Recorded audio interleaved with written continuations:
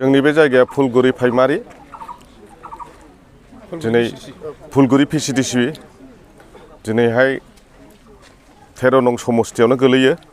बियो जोङो दिनैहाय गावनिनो समस्थिनि बिजाथि मोनदों जयन्त बसुमतारीखौ जोंहा बहुद गोजोननाय दङ जोङो एबार जोंनि समस्थिनि मानसि मोनदों जोङो आगोलाव आङो सासे बिपिएफनिनो आगोलनि कर्मिमोन किन्तु आङो थांनाय इलेक्सननिफ्रायसो आङो इउपिपिआव जइन जादों ओमफ्राय दिनै जोङो इउपिपि दलखौ जोङो मदद होबोदों आरो हाजासे मदद होलांगोन जोंनि सेस्था खालामनायाव नाजानायाव जोङो आसा खालामनानै दङ जोंनि बिजाथिखौ जों देरहाहोनो हागोन आरो चनदन ब्रह्मखौ दिनै जोङो बहुद गोबाव नायबोबाय दा बिसोरनि माखासे दैदेनगिरिफोरनि भुल सिद्धान्तनि थाखायनो जोङो बेयो जोंखौ गामि ओनसोल उन्दै मावनानै जानाय बिसोरखौ नायसननो रोंला बिसोरो गिदिरजों गिदिरल' लाइना खारबाय दिनै ब्लकनि नेताफोरखौबाबो नुदों खालि ओरैनो माबाखौल' बेबहार खालामदों प्राइमारि लेभेलखौ आरो साख्रि बाख्रि दिनै चनदन मिनिस्टारा बेसेबांबा साख्रि होनो हायोमोन मालाबाबो रावखौबो साख्रि होआखै जोंनि समस्थियाव खिथानो हागोन रायजो राजाफ्रानो जेरैखि थाङा सा खोला खामानिबो मावाखै डाइरेक्टहाय बे मा जायो भट समाव इलेक्सनाव टाइमाव बेबहार खालामो जोंनि माबाखौ समस्थिखौ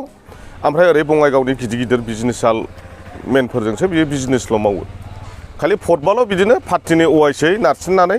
भट आदाय खालामनानै देरहालाङो जि टार्म्स मोनथाम जाबाय बे जेराव मानसिया जोंनि समस्ति नङा हिसाबै बे आलासि महरैनो बे बेबहारखौ जोङो नुबाय मोनदांबाय जों बेनि हिसाबैनो जों दलखौ बिपिएफ दलखौ सोलायनांगौ जानानै फैदों बे लामाया खासिकत्रा बासुगाव रडनिफ्राय नोरै नेहेलगावजों ओरैहाय थिरिमारि हाबबोनाय लामा एकदम ओरै सामथाइबारिजों ओंखारलांनाय लामा बानायनो होननानै बेखौ प्लेनिं लादोंमोन बे लामायाथ' अबाव सामथाइबारि थमब्लेट जानो दा ओरैबायदि गारि दामफार हाबो दिनावनो 50 खान 60 खान गारि हाबो लामानि अबस्था गैला बेजोंनो गथ'फोर फरायसुलि फरायसाफोर रायजो राजा हाथाय बाजार थांनाय बासुगाव टाउनाव एखेबारे बिराद गाज्रि अबस्थायाव गोलैयो सानसेखालिथ' सासे गामिनि गाहेला बोराया एक्सिडेन्ट जानानैबो थैनानै थांबाय बे लामायाव दा बेफोरखौ नायस'ना प्राइमारि लिडार प्राइमारि कर्मिफ्रालाय मा खालामनो हानो गिदिर मानसिफ्रा जुदि स्किम हमना हरोबा सोरबा थिखादाराथ' मावनानै आराम थाबायनो रायजो राजानो सुखौ होनो हागौमोन बेफोरसिमाव खालामनानै हराखै आरो हासेयावबो हाद्रि बाला एखेबारे सात्र साथ्रि गासिबो रायजोफ्रानो लामाजों थाबायनाय हाद्रि बालाजों एखेबारे दुगैनाय बायदि जायो नै गारि खारनाया दामफारा माबायदि बेसेबांबा गिदिर गारि हाबो आरो ओरैहाय सामफुरा एखेबारे माबा फुटब्रिज जानांगौमोन सामफुर खुरखानाय रिपेयारिं होनांगौमोन बेफोरनि फारसे नायस'नाखै जोंनि एरियाखौ ओरैनो खालि बेबहारल' खालामदों जोंनो बे बेबहार खालामग्रा दलखौ नांला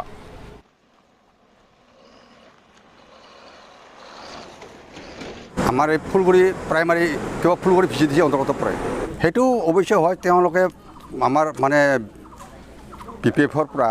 বা আমাৰ মাননীয় চন্দন বৰ্ম ছাৰে হয়তো বহু আশা কৰিছিল কিন্তু আচলতে আমাক ৰাইজক আচলতে সন্তুষ্ট কৰিব পৰা নাই বা দিয়া হোৱা নাই কাৰণ আমাৰ চাকাতি ৰাস্তা যিটো আছে সেইটো অৰ্ধ হৈ থাকিল কিছু কাম নহ'ল তাৰপিছত ইফালে ৰাস্তাবিলাকো একো নহ'ল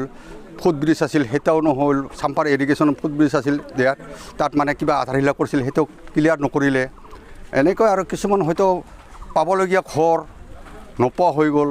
বা লেট্ৰিন যিবিলাক পাব লাগিছিল তেওঁলোকে আজিলৈকে আধাৰুৱা আপোনালোকে দেখা পাব আপোনালোকে জানিব যে যদি আপোনালোকে চেকিং কৰে যে কাৰোবাৰ লেট্ৰিন আছে তোৰ টেংকি নাই পায়খানা কেনেকৈ কৰিব তো এনেকৈ হয়তো ৰাইজৰ আমাৰ বহুত দুখ আছে এইটো সত্য কথা কি মইতো ভাবোঁ আমাৰ মানে যিহেতু পিটিআৰৰ ৰেকৰ্ড আছে সেইটো যদি আমাৰ ইউপিএফ চৰকাৰৰ আহি এতিয়াতো চলি আছে আৰু নতুনকৈ যদি আমি এমএলএ তাত পাওঁ এমএলএজনে যদি মানে আমাৰ ৰাইজৰ সুবিধাৰ্থে যিবিলাক আমি তেওঁলোকক ডিৰেকশ্যন দিম ৰাইজে তেওঁলোক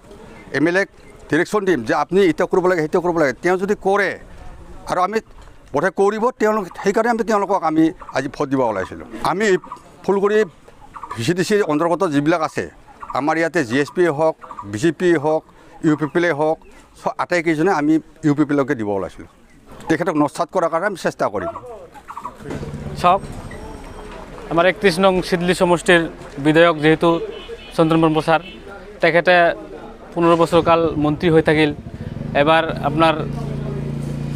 পৰিবহন মন্ত্ৰী হ'ল